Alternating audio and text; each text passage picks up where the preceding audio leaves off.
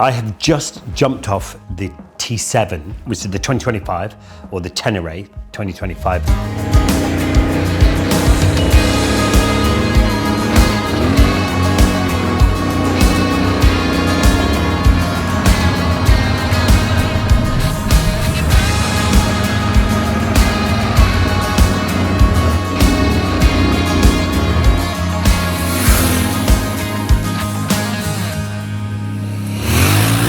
And there's been quite a few upgrades to it. It's changed quite a lot. You know, it's been out for the last, 6 years or so, is it? I think 2019 or something. I could be completely wrong, but it's been out a while. And they've done some big changes. And a part of the changes is because they've got to get it up to European spec. The biggest thing they've done is they've changed the screen and they've got modes. So you've got an off-road mode and you've got a road mode. You can turn on and off the traction control and ABS, so it does now have traction control. And there's a big ABS button as well that you can turn off the ABS button when you want. So when you turn off the bike, it'll stay in the mode that you've chosen, but the traction control and ABS will be on, so you'll have to turn them off again.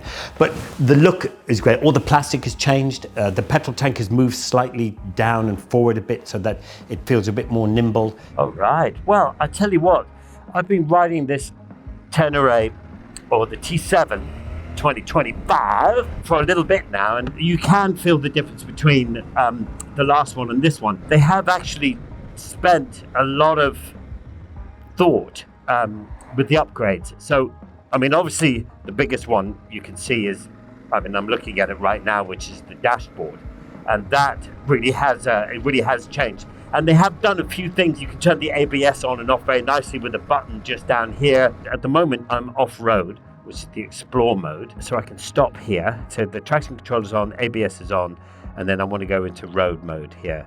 So I'll just do that. There we go. And it's Sport. We'll go up and it goes to Explore. Okay, so those are the two functions. And then you can take the traction control on and off. Anyway, I'm on the road, so I'm going to go and just do the Sport mode.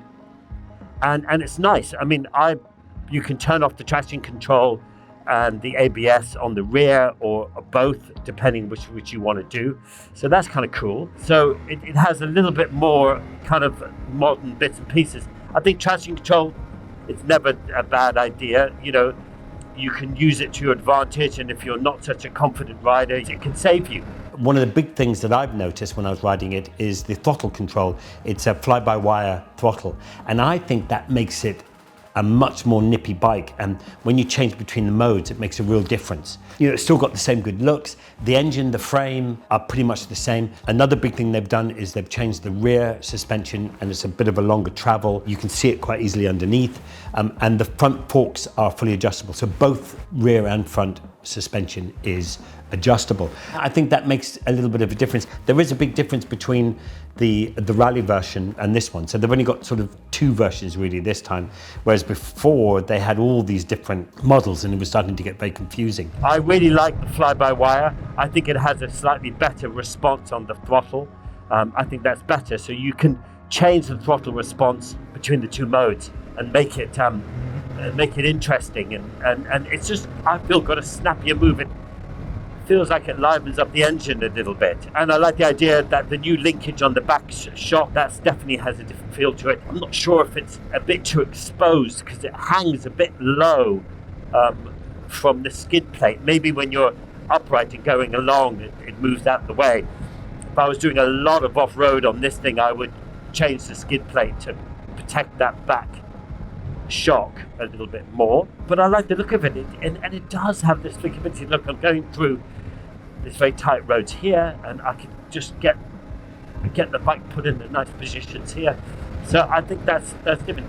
Otherwise, the engine and stuff hasn't really changed. I think it feels different because of the fly-by-wire throttle. I like the display. It's very easy to use. It makes sense.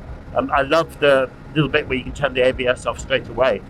So if you do get onto a bit of gravel, you don't have to go through any modes to turn it off. Just a quick button. So that's cool. Yeah, and it rides nice. It really does ride nice. I think I like it a bit more. I think they said that they've listened to. I mean, this I think they've sold like 70,000 units of these. over the last sort of 6 years or so, and they've made little improvements. I think this is the biggest improvement. The plastics, the frame and the engine and everything are the same. The handlebars have changed, the throttle's changed, the display has changed, the plastics have changed. They've changed the position of the petrol tank, so they want it to be feel a little bit lighter, which it does. You're able to tweak the suspension front and back now, which is, I think, is a great idea. That's if you know how to do it. I mean, suspension is a dark art. The brakes are always good and grabby. They're great brakes. I mean, look at that. Straight in. You can do a bit of trail braking as well, using that little back just to squat it in the corner. Do you want to know about what it feels like to ride? Well, I think it rides really nimbly. I think it still has a really important place as to where it is. I think the upgrades are good, and I think having the traction control is a great idea. Makes us much safer. The display and looking at it feels much nicer. Riding it, it feels more nimble. It feels a little bit more flickable. On the road, it feels easier to turn, and maybe that's because of the suspension has changed a little bit, and that position of the tank has changed, and the throttle. So I think everything that they've done actually has been pretty good, and that has turned it into, it's still kept its history and its heritage, but it's just sparked it up a little bit more. I reckon the next upgrade that they'll be doing will be tweaking that engine a little bit and giving it a little bit more power. I think some people have said over the while that once you get some luggage on it and maybe even a pillion on the back, it loses a bit of power. So I think the next step would be that. Right, so we're going to hit a bit of green lane. So I'm just going to stop for a sec. Let's change the mode. Explore, ABS, rear, off, traction control, off. Okay, that's it. That's about it, really. So we're ready to rock and roll. So just going to go down the green lane up here. Ooh, I tell you, you've got to be careful with the leaves. This is not my bike. So you do not want to. It feels lovely. Actually, it's so nimble. You can see why people really like this. It's not a big brute of an engine. It's got lovely power. It's not overwhelming power, which is good. You can see why people of kind of all different levels really like the bike. And this bike has been taken on some of the most extraordinary enduros and has done incredibly well. There's a new class now for that sort of bigger bike in these extreme duros, and they do a slightly different course, which is a little bit easier. I tell you, not that easy. I mean, I'm not sure I'd be able to do it, but it is a slightly easier thing, and they're designed for the bigger bike. But you can see why people want to take these on adventures. I mean, the classic one you can think about is Ichibu's, and she has this Tenere, and she's now in Afghanistan somewhere, that girl is just amazing, and she loves her Tenere, and quite rightly, it's the perfect bike for her. They're reliable. Yamaha are fantastic, reliable engines, and they're just good people. When you're going slow and over technical things, and you're in first gear and you're doing this kind of speed, what you want to do is get the revs up a bit, and then use the clutch to control your speed. So you're not using the accelerator, but you're pulling the clutch in and out to give you power when you need it and when you don't. So you keep the revs up. I'll show you a little bit later. That's a much better way, so then you have much less chance of stalling. When you're doing tight maneuvers and stuff, the last thing you want to do is stall, because then you're flat straight over. Now, you get the rally version of this, which is taller, has a bigger tank, has better suspension travel, but you're looking at, two different kind of bikes. But this is fantastic. I mean, for the everyday person, you'd have to be a Toby Price or a Sam Sunderland or a whoever to really get the best out of this bike. It really does work off-road. It's very nice. You feels very confident, inspiring. You get some traffic, you get some speed going. It's very nice. There's something pure about riding off-road.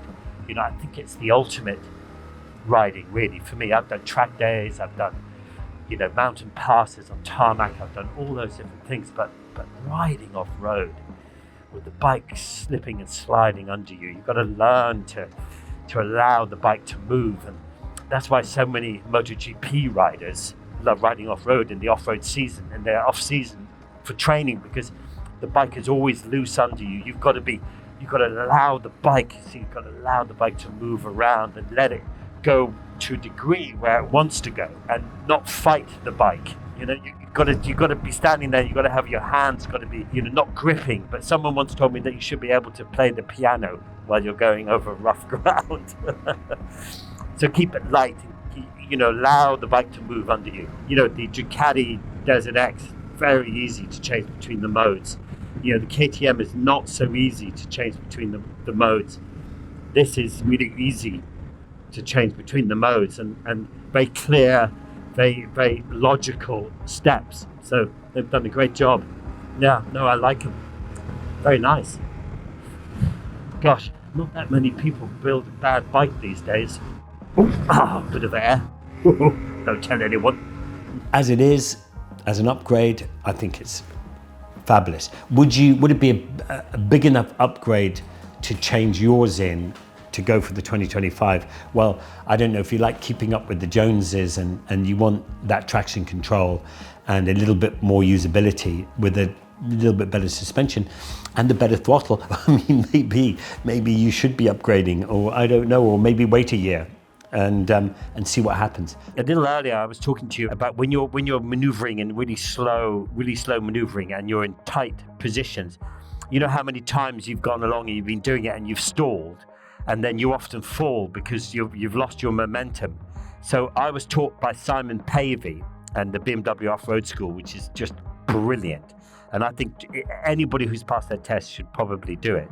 So what he teaches is that when you're doing very slow riding, especially in first gear, you're doing tight turns like this. What you do is you keep the revs up. You've got much less chance of stalling. So then you can go in much tighter circles, but you're using the clutch as accelerator rather than using the throttle. And then you kind of just lean the bike in, you stay upright, weight on the outside peg, and then you do that, and then you just roll out of the corner, and that's how you do it.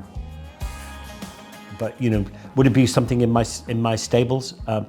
Yeah, I see it could sit there. Mind you, every time I've reviewed a bike, I have said to myself, would I have it in my stable? And the answer is yes. So I've yet to see a bike that you don't like. Anyway, coming soon, potentially, I'm going to be chatting about this one, which is a very interesting bike. So let's see. But in the meantime, it's a very nice bike to ride.